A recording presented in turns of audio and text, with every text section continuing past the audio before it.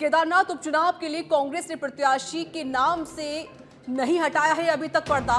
Congress high command ने प्रत्याशी की घोषणा की। पूर्व विधायक मनोज रावत को कांग्रेस ने टिकट दिया।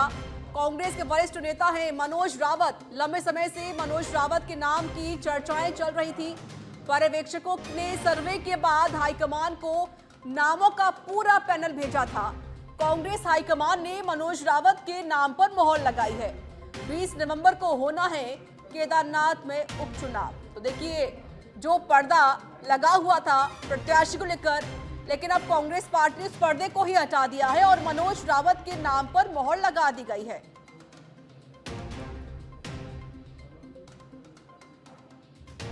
तो बड़ी जानकारी हम आपको दे रहे हैं। केदारनाथ सीट पर उपचुनाव होना है।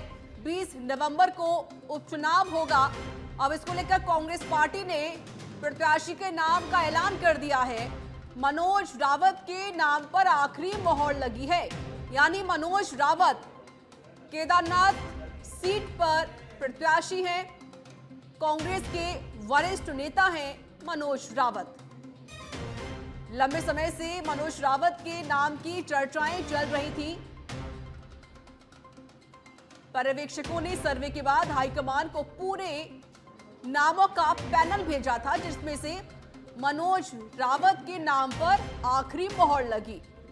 यानी जो असमंजस की स्थिति बनी हुई थी इस सीट पर कि किसे प्रत्याशी बनाया जाए, किसे प्रत्याशी नहीं बनाया जाए, क्योंकि बहुत सारे नाम थे इस दरमियान, लेकिन मनोज रावत का नाम यहां पर चुना गया और उनके नाम पर यह आखिरी मोहर लगी है।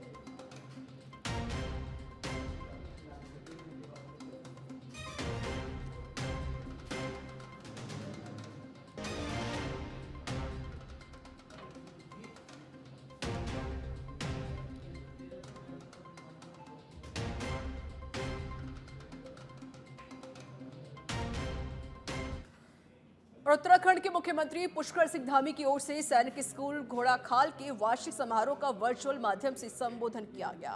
बता दें कि घोड़ाखाल सैनिक स्कूल के वार्षिक समारोह को मुख्यमंत्री ने वर्चुअल संबोधित किया। स्कूल में सिंथेटिक टैंक युक्त स्टेडियम और कृत्रिम घास युक्त फुटबॉल मैदान बनाने की भी घोषणा कर दी गई है। सीएम ने कहा कि ऐतिहासिक सैनिक स्कूल देश को और समाज के समर्पित अनुशासित नागरिक तैयार करता है।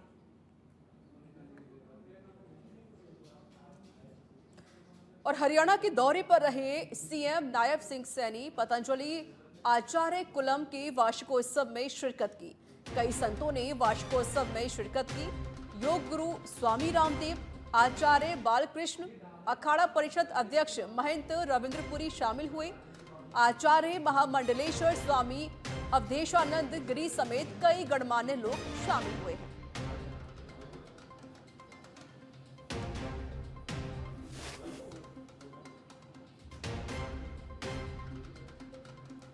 तो हरिद्वार दौरे पर रहे हरियाणा के मुख्यमंत्री नायब सिंह सैनी पतंजलि आचार्य कुलम के वार्षिकोत्सव में शिरकत करने के लिए पहुंचे और इस दरमियान कई साधु संत भी मौजूद रहे।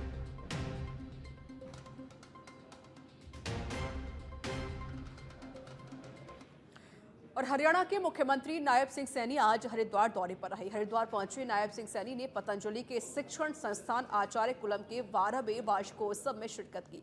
सीएम के पतंजलि पहुंचने पर योग गुरु स्वामी बाबा रामदेव और आचार्य बालकृष्ण ने उनका जोरदार स्वागत किया। वार्षिकोत्सव कार्यक्रम में आचार्य महामंडलेश्वर स्वामी अवधेशानंद गिरी और उत्तराखंड के कैबिनेट मंत्री प्रेमचंद अग्रवाल समेत तमाम हस्तियां मौजूद रहीं। इस दौरान छात्र छात्राओं ने कई सांस्कृतिक कार्यक्रम भी दिए। की बात है आचार्य कुलम के 12वें वार्षिक उत्सव के अवसर पर मुझे यहाँ बच्चों से भी, बच्चों के अभिभावकगण से भी और हमारे उच्च कोटि के संत गणों से भी मिलने का मुझे अवसर मिला है। स्वामी रामदेव जी महाराज ने जो गुरुकुलम यहाँ पर चल रहा है, आचार्य कुलम जो यहाँ पर चल रहा है, और प्रदेश में भाजपा का संगठन पर्व का दूसरा चरण शुरू होते ही इस अवसर पर कार्यशाला का आयोजन किया गया, जिसमें प्रदेश अध्यक्ष महेंद्र भट्ट, क्षेत्रीय विधायक खजान दास, प्रभारी दुष्यंत गौतम और पार्टी के अन्य पदाधिकारी शामिल हुए, जहां उन्होंने कहा कि बीजेपी संगठन को मजबूत करने के उद्देश्य से इस कार्यक्रम का आयोजन किया। प्रदेश और राष्ट्रीय स्तर के चुनाव की प्रक्रिया शुरू हो चुकी है। उत्तराखंड के अंदर संगठन पर्व व्यापक रूप से हो, इसके लिए प्रदेश में 100% इकाइयों पर संगठन के चुनाव को पूरा किया है। संगठन पर्व का द्वितीय चरण आज से प्रारंभ हो रहा है और सक्रिय सदस्यता की गति बढ़े और आगामी दिनों में हमारे बूथ स्तर से लेकर और प्रदेश स्तर तक उसके बाद राष्ट्रीय तक के चुनाव का प्रक्रिया आज से प्रारंभ हो रही है। उस संदर्भ में हमारी जिले की चुनाव प्रबंध की टोली बन चुकी है। मंडल स्तर पर हमारे चुनाव पर्व सहयोगी के नाते उसकी घोषणा हम लोग को करनी है और संगठन पर्व अच्छा हो, व्यापक रूप से हो। उत्तराखंड के अंदर हमने 100% इकाइयों पर संगठन। आगामी 20 नवंबर को केदारनाथ में उपचुनाव होना है, जिसे लेकर कांग्रेस ने प्रत्याशी के नाम का ऐलान कर दिया है। कांग्रेस हाईकमान ने केदारनाथ उपचुनाव के लिए पूर्व विधायक मनोज रावत को टिकट देने की घोषणा की है। हालांकि इससे पहले भी मनोज रावत का नाम ही सबसे ज्यादा चर्चाओं में था और ये भी कहा जा रहा था कि मनोज रावत को ही कांग्रेस टिकट देगी, जिसकी अब आधिकारिक घोषणा हो चुकी है। देखिए, कांग्रेस ने मनोज रावत जी को अपने प्रत्याशी के तौर पर उतारने का निर्णय किया है और मनोज रावत जी पहले भी वहाँ के विधायक रहे हैं। वहाँ की जो टोपोग्राफी है, वहाँ के लोग हैं, उनसे उनका मिलना जुलना है, उनसे उनके बीच में उठते बैठते हैं, उनको जानकारियाँ भी हैं और मुझे लगता है कि पूरा कार्यकर्ता इंटैक्ट है। और जिस तरीके से आपने देखा होगा बीजेपी में लोग सिरफटोल हो रही है, आज भी बयान में कुछ देख रहा था, लेकिन वहीं कांग्रेस के सभी लोग एकजुट हैं। देखिए, केदारनाथ विधानसभा के उपचुनाव के लिए कांग्रेस का प्रत्याशी कौन होगा, यह भले अभी अब तय हो गया है। वहीं कांग्रेस के पर्यवेक्षक समिति की लीड पर कर रहे गणेश गोदियाल ने अपने ऊपर लगे आरोपों को खारिज करते हुए कहा कि प्रत्याशियों के चयन में मैंने कोई पक्षपात नहीं किया। हमारी मंशा कुछ भी रही हो, लेकिन रिपोर्ट में हमने बिल्कुल भी पक्षपात नहीं किया है।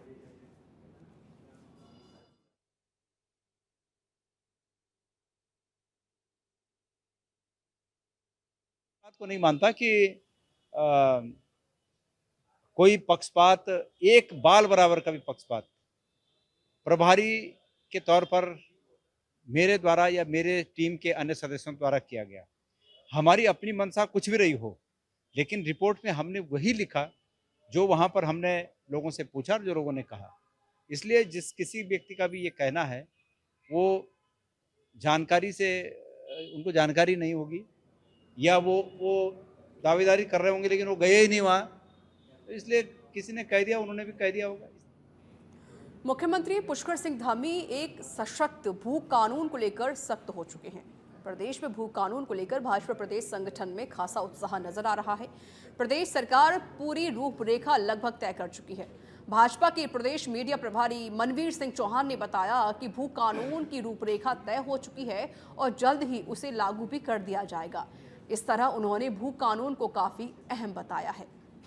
भारतीय जनता पार्टी की सरकार के द्वारा जन अपेक्षाओं के अनुरूप 2007 में भी भू कानून में संशोधन किया गया था और प्रदेश के अंदर जन अपेक्षाओं के अनुरूप और प्रदेश के हित के लिए और प्रदेश की जनता के हित के लिए सबसे कड़ा भू कानून लागू हो, इसके लिए धामी सरकार, आदरणीय हमारे मुख्यमंत्री पुष्कर सिंह धामी जी पहले ही स्पष्ट कर चुके हैं कि आने वाले बजट सत्र में कड़ा भू कानून विधानसभा की पटल पर रखा जाएगा और प्रदेश के अंदर सख्त से सख्त भू कानून लागू किया जाएगा।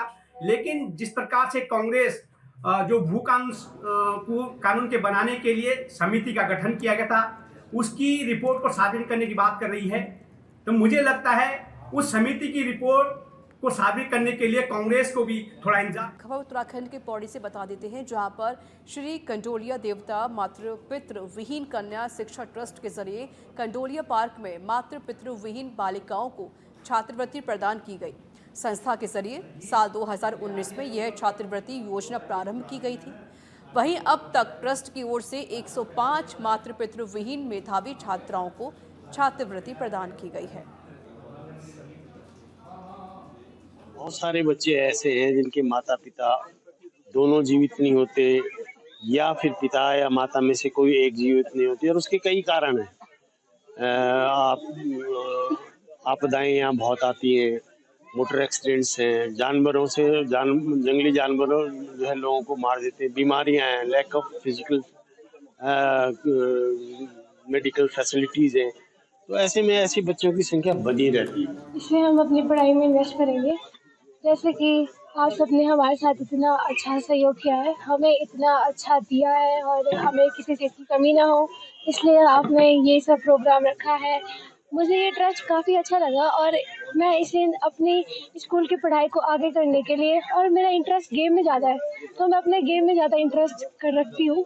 और मेरे को उम्मीद है कि मैं आप सबको भी अच्छा करके बताऊँगी और सब कुछ अच्छा करूँगी। इस तरीके से मैं इसे अपनी पढ़ाई में इन्वेस्ट करूँगी। और चमोली में 14 नवंबर से गौचर मेला मैदान में आयोजित होने वाले राज्य स्तरीय औद्योगिक एवं सांस्कृतिक पर्यटन विकास गौचर मेला बहुआयामी अंदाज में देखने को मिलेगा। मेले में उत्तराखंड की लोक संस्कृति की आकर्षक झलक के साथ विविध मनोरंजक कार्यक्रम भी शामिल किए जाएंगे। जिलाधिकारी मेला अध्यक्ष संदीप तिवारी ने रविवार को कलेक्ट्रेट सभागार में समस्त विभागीय अधिकारियों की बैठक लेते हुए गौचर मेले की सभी तैयारियों को समय पर पूरा करने के निर्देश दिए हैं। जिलाधिकारी ने कहा कि कार्यक्रमों को अंतिम रूप देकर शीघ्र मेले का ब्राउसर प्रकाशित किया जाए।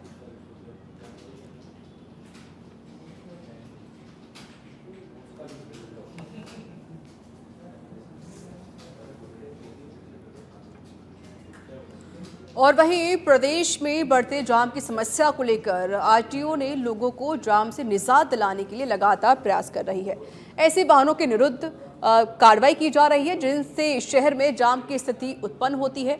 जाम को रोकने के लिए आरटीओ ने नई टीमें गठित की हैं। इसके अंतर्गत उन वाहनों के विरुद्ध कार्रवाई करते हुए चालान भी किए जा रहे हैं जो नियमों को तोड़ते नजर आते हैं। बता दें कि शहर में त्योहारी सीजन में आम चुनाव दिनों के मुकाबले अधिक जाम की स्थिति उत्पन्न हो जाती है, जिससे आम आदमी का जीवन अस्त व्यस्त हो जाता है।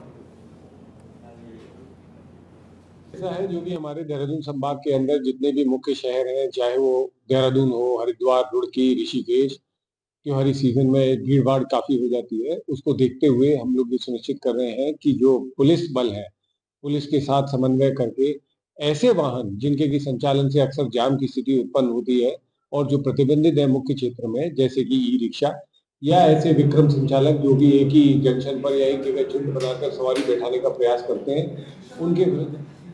और खबर विकासनगर से है, जहां प्रधानमंत्री ग्राम सड़क योजना कार्यालय एडिशनल असिस्टेंट इंजीनियर को 5000 की रिश्वत लेते हुए गिरफ्तार किया गया है। विजिलेंस देहरादून की टीम ने अपर सहायक अभियंता को उसके कार्यालय से उसे गिरफ्तार किया। बता दें कि शिकायतकर्ता ने हेल्पलाइन नंबर 1064 पर दर्ज कराई थी, जिसके आधार पर इस कार्रवाई को अंजाम दिया गया। गिरफ्तारी के बाद रिश्वत के आरोपी के आवास की तलाशी भी ली गई है और अन्य स्थानों पर चल अचल संपत्ति के संबंध में भी पूरी जानकारी ली गई। फिलहाल पुलिस आरोपी से पूछताछ कर रही है।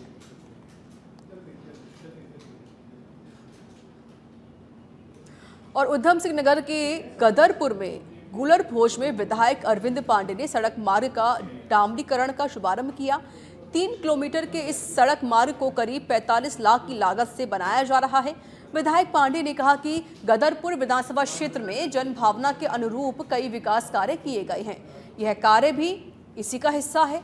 निर्माण कार्य में लापरवाही बर्दाश्त नहीं की जाएगी। स्थानीय जनप्रतिनिधि और निवासियों से डामरीकरण में कोई भी कमी हो तो इसकी तुरंत सूचना दी जाए। इन विभागों के माध्यम से जनहित में जहाँ जहाँ डिमांड होती है और जहाँ आवश्यकता होती है, बजट के अनुसार हमारी सड़कें हैं, गुल हैं, नालियाँ हैं, सामुदायिक भवन है, बिजली है, पानी है, इसकी कार्य स्वीकृत होते रहते हैं। और जहाँ जनता मुझे जब जब अवगत कराती है तो उसके विभिन्न विभागों के माध्यम से डेवलपमेंट का कराने का काम किया जाता है। आज कोपा कृपाली से लेकर कूल्हा तक, गुलर भोज से लेकर कोपा कृपाली कूल्हा तक इस सड़क की नवीनीकरण की आवश्यकता थी। मौसम में बदलाव होते ही स्वास्थ्य महकमों को डेंगू का डर सता रहा है। हालांकि इस बार बीते सालों में डेंगू के कहर से सबक लेते हुए स्वास्थ्य महकमे ने जिले के सभी अस्पतालों में डेंगू से संबंधित स्वास्थ्य व्यवस्थाएं दुरुस्त कर रखी हैं। तो वहीं मौसम में बदलाव होते ही अस्पतालों में मरीजों की संख्या में लगातार इजाफा देखा जा रहा है, लेकिन डेंगू के मरीज अभी ना के बराबर हैं।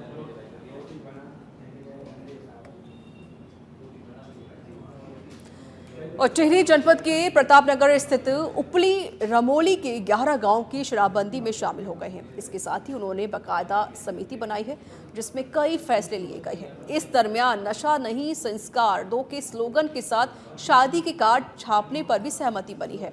तो वहीं शराब परोसने वालों का सामाजिक बहिष्कार करने की बात कही गई है। शराबबंदी को लेकर आंदोलन कर रही देवी सिंह पवार ने कहा कि अभी केवल 11 गांव ही शराब के खिलाफ लामबंद हुए हैं। इसके बाद पूरी उपली रामोल के 22 गांव को शराबबंदी के लिए प्रेरित किया जाएगा।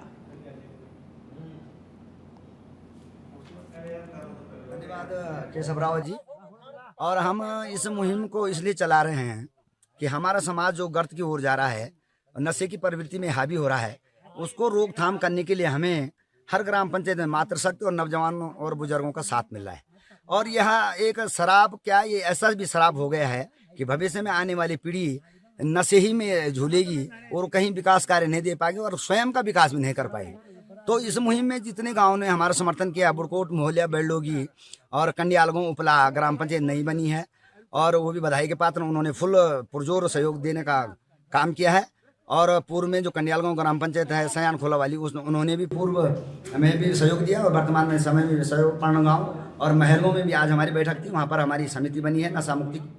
लक्सर में एक महिला ने अधिवक्ता पर छेड़छाड़ का प्रयास का आरोप लगाया है। मामले को लेकर महिला की ओर से आरोपी अधिवक्ता के खिलाफ लक्सर कोतवाली पुलिस को तहरीर दे दी गई है, जिसके बाद पुलिस पूरे मामले की जांच कर रही है।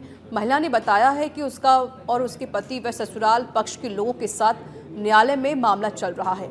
मामले की पैरवी कर रहे उसके अधिवक्ता ने 14 अक्टूबर को अपने आधार कार्ड की फोटोकॉपी लेकर उसे अपने चैम्बर में बुलाया था।